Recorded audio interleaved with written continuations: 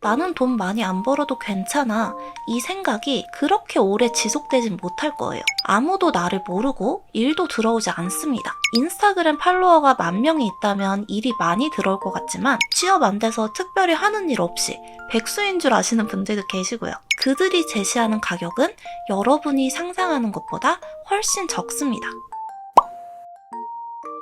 안녕하세요. 일러스트레이터 린이에요. 오랜만에 그림 그리는 영상과 함께 여러분과 나눌 이야기를 준비해봤어요. 저는 약 5년 정도 프리랜서로 일하고 있는 일러스트레이터고요. 제 경험을 바탕으로 이 직업의 장단점에 대해서 이야기해보려고 해요.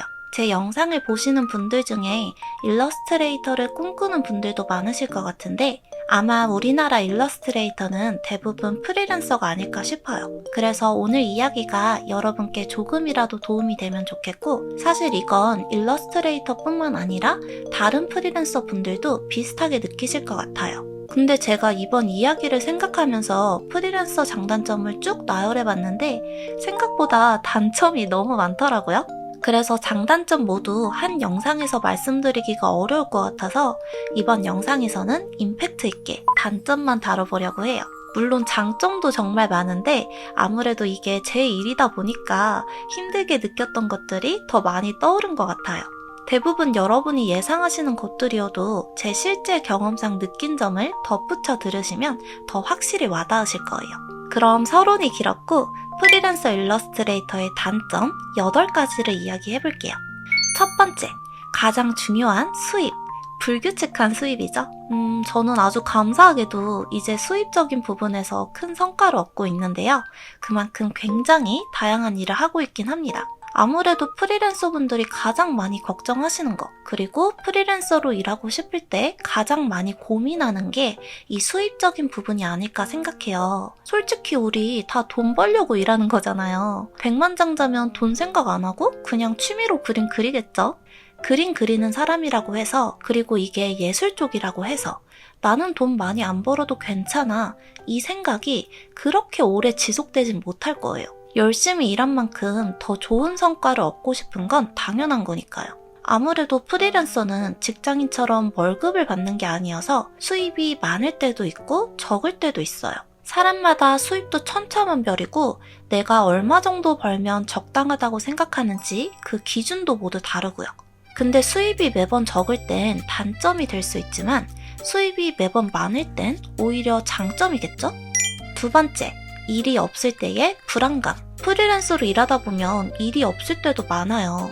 지금 제가 말하는 일이라는 건 직접적으로 수입이 생기는 일을 말하는 거고요. 당장 이런 일이 없으면 나 이러다 계속 일 안 들어오면 어떡하지? 하는 불안감이 생길 수밖에 없거든요. 특히 당장 내 수입이 생계와 연결되는 분들이라면 더더욱 불안감이 커지겠죠? 세 번째, 그렇기 때문에 수입이 안 생기는 일이라도 끊임없이 할 일을 찾고 끊임없이 셀프 마케팅, 자기 PR을 해야 해서 부수적으로 할 게 너무 많아요. 프리랜서는 스스로를 최대한 많이 노출시키지 않는 이상 아무도 나를 모르고 일도 들어오지 않습니다. 회사에선 내가 할 일을 손에 쥐어주지만 프리랜서는 그런 일을 받기 위해 스스로를 보여줄 수 있는 방법을 꾸준히 찾아야 해요. 나는 그림 잘 그리는 것 같은데 왜 나한텐 일이 안 들어오지? 나 개인적인 그림도 다 그렸는데 외주가 안 들어와서 이제 할 게 없어. 오늘 일은 끝이네? 이런 생각 많이 하시지 않나요? 내가 그림 잘 그리는 거 대부분 몰라요. 쉽게 예를 들면 인스타그램 팔로워가 10,000명이 있다면 일이 많이 들어올 것 같지만 아닙니다. 그 10,000명 중에 내 그림을 일적으로 필요해 하는 사람은 별로 없어요. 그래서 끊임없이 나를 노출하고 자기 PR을 해야 하는데 이걸 실행하는 게 은근히 어렵고 시간도 정말 많이 소요돼요. 뭘 해야 할지 감도 잘 안 잡히실 거예요.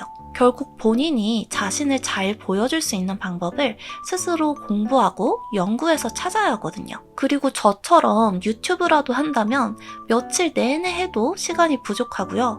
이렇게 유튜브 한다고 해서 수입이 그닥 생기지도 않아요. 저는 유튜브를 돈 벌려고 시작한 게 아니라 저를 보여줄 수 있는 공간을 하나라도 더 만들려고 시작했고요. 실제로 유튜브 수입이 있긴 한데 한 번도 제 계좌로 옮긴 적은 없어요. 근데 유튜브 시작하고 그림 영상과 관련된 외주를 꽤 많이 받았습니다. 나를 노출하고 자기 PR하는 방법은 이야기가 너무 길어질 것 같아서 제가 나중에 따로 영상으로 만들어 볼게요. 네 번째, 출퇴근의 경계가 없어집니다. 퇴근 없이 계속 일을 하게 돼요. 저는 집에 따로 작업방을 두고 일하고 있고 아무래도 집에서 일하니까 더더욱 출퇴근 경계가 없어지더라고요. 만약 집에 있을 때 시간이 남는데 일을 안 하고 있으면 되게 불안하고 이상하더라고요. 이 시간에 내가 나를 한 번이라도 더 노출하면 나한테 더 도움이 될 텐데 내가 이렇게 쉬어도 되는 건가 싶은 생각도 들고요. 일할 때 일하고 쉴 때 쉬는 게 일의 효율을 높이는 건 알고 있는데 제가 워낙 이것저것 하는 게 많아서 그런지 직장인들 퇴근할 시간에 일을 멈추면 저는 클래스 관리부터 유튜브, 개인 그림 작업, 외주 작업, 셀프 마케팅 등등 도저히 다 할 수가 없어요. 아마 따로 작업실이 있으신 분들도 크게 다르진 않을 것 같아요. 내가 일하고 싶으면 계속 일할 수 있으니까요. 사실 이것도 사람 성향마다 다르긴 하겠죠? 근데 저처럼 붓파기 마냥 한자리에 앉아서 일하는 성향이 있으신 분들은 프리랜서 하시면 아마 저처럼 계속 일만 하시지 않을까 예상합니다. 다섯 번째, 시간이 불규칙하다. 이건 방금 전 이야기와 연장선이기도 하고 시간 조절이 편리하다는 장점과 모순되는 단점이기도 해요. 프리랜서의 시간 조절이 직장인보다 좀 더 편한 만큼 일상생활이 불규칙해지고 신체 리듬이 깨지는 경우가 많아요. 정확한 출퇴근 시간을 정해놓으면 괜찮긴 한데 하다 보면 매번 그 시간에 맞춰서 일하기도 애매하고 이게 회사 일이 아니라 내 일이다 보면 자꾸 더 하게 되거든요. 프리랜서는 아까 말씀드린 것처럼 노력하는 만큼 일이 들어오는 직업이기도 하니까요. 특히나 저는 그림을 그리다 보니까 한 번 그리면 놓기가 힘들어서 오랜 시간 동안 집중해서 그리다 보면 시간이 쑥쑥 지나가고 그러다 보면 새벽 늦게까지 작업할 때도 태반이더라고요. 최근에는 아침 일찍 일어나는 습관을 기르고 있긴 한데 그래도 여러 가지 일이 겹치다 보면 그 규칙이 무너질 수밖에 없더라고요. 여섯 번째, 프리랜서라고 하면 편하게 일하거나 특별한 직업이 없는 줄 안다. 그래도 요즘 세대분들은 이런 온라인에도 많이 노출되어 있고 이제 일러스트레이터라는 직업도 조금씩 더 알려지고 있긴 한데 조금만 나이가 있으셔도 일단 일러스트레이터가 뭐 하는 건지 모르시는 분들이 많아요. 특히 프리랜서라고 하면 말이 프리랜서지 취업 안 돼서 특별히 하는 일 없이 백수인 줄 아시는 분들도 계시고요. 그리고 실제로 저도 나이 있으신 분들이 저한테 직업이 뭐냐고 물어보시면 일러스트레이터라는 단어가 바로 나오기보다는 제가 하는 일을 그분들께 좀 구구절절 설명하고 있더라고요. 그리고 제 주변 사람들도 이제는 제가 바쁘게 사는 걸 아니까 그러진 않는데 예전에는 항상 제가 시간이 널널하다고 생각하고 바빠서 약속 시간을 조정하거나 그러면 대체 너가 뭐가 그렇게 바쁘냐 하기도 했어요. 그래서 저도 나름 그게 좀 스트레스였는데 이제는 그런 인식이 좀 익숙해져서 괜찮아졌고 저도 SNS에 많은 결과물을 올리다 보니까 그들도 제가 한가하지 않다는 걸 알더라고요. 열심히 일해서 성과를 보여주는 게 답인가 봐요. 일곱 번째, 작업에 대한 정당한 대우를 받기 어렵다. 아까 말씀드렸다시피 요즘은 그나마 일러스트나 그림, 디자인 업계에 대한 인지도가 조금씩 높아지고 있긴 한데 그럼에도 불구하고 내가 작업에 들이는 노력과 시간 그리고 내 작업물을 사용하는 것에 대한 정당한 대우를 받기 어려운 건 사실이에요. 이것도 자세하게 말하자면 이야기가 너무 길어지고 근데 다들 아시잖아요? 그림이나 디자인 업계에서 정당한 돈을 받기는 조금 어렵다는 거. 저도 외주 문의가 많이 들어오는데 실제로 계약까지 가는 건 훨씬 적어요. 근데 그 이유가 결국은 돈이거든요. 내가 몇 날 며칠 힘들게 그린 그림 그리고 그 그림을 어딘가에 상업적으로 사용하는 것에 대해 그들이 제시하는 가격은 여러분이 상상하는 것보다 훨씬 적습니다. 그들이 그림 그리는 사람이 아니다 보니까 더더욱 그런 것 같아요.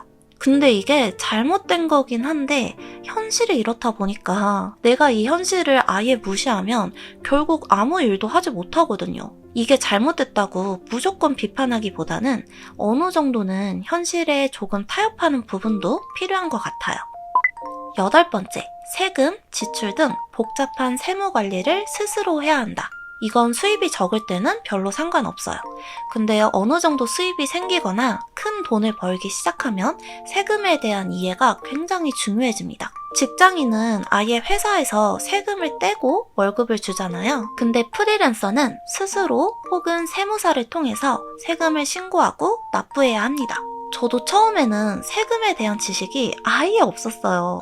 그냥 완전 백지 상태였거든요. 근데 처음 종합소득세를 내면서 정말 어마어마한 세금을 낸 적이 있거든요. 그거를 한번 경험하니까 이젠 내가 세금에 대한 부분도 어느 정도 알아야 내 수입을 관리할 수 있구나 깨달았고, 그 이후로는 세금 신고와 납부 프로세스에 대해서 그나마 조금씩 더 찾아보고 이해하려고 노력하고 있습니다.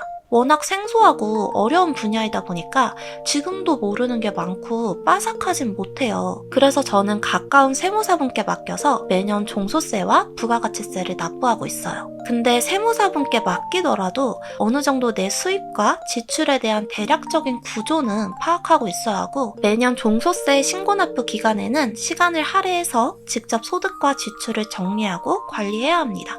여기까지 프리랜서 일러스트레이터의 단점들을 이야기해드렸는데요. 이 단점들 중에 잘 조율하면 그게 장점으로 바뀌는 것들도 많아요. 이야기가 길어져서 단점만 말씀드렸는데, 다음에는 제가 여러분들이 프리랜서 일러스트레이터에 대해서 조금 더 긍정적인 부분을 보실 수 있도록 장점편을 가져와 볼게요. 장점도 정말 많아서 저는 제 직업에 충분히 너무 만족하면서 지내고 있습니다. 그럼 이번 영상이 도움이 되셨다면 좋아요와 구독, 알림 설정도 해주시고 궁금한 점은 언제든 댓글에 남겨주세요. 오늘 좋은 하루 보내시고 우리 다음 영상에서 만나요. 안녕.